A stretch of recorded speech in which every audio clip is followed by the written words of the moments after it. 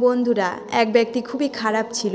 এমন কোনো গুনাহের কাজ নাই যে সে করে নাই। একদিন সে কি যেন মনে করে হাঁটতে হাঁটতে ধুধু প্রান্তরে চলে যায়। সেখানে কোনো মানুষ ছিল না। জনমানবহীন ধুধু প্রান্তরে হাঁটতে হাঁটতে তার নিজের পাপের কথা মনে পড়ে গেল।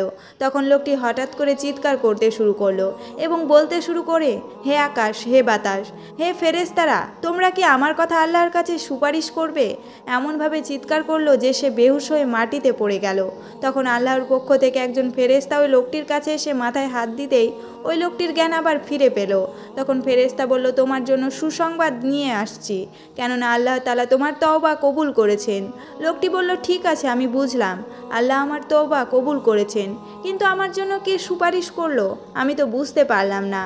তখন ফেরেশতা বলল, আল্লাহর প্রতি তোমার অন্তরে সেই খাঁটি ভয়, সেই অনুশোচনার কান্না, সেটি তোমার হয়ে আল্লাহর দরবারে সুপারিশ করেছে। আর আল্লাহ তো কারো অনুশোচনাকে ফিরিয়ে দেন না।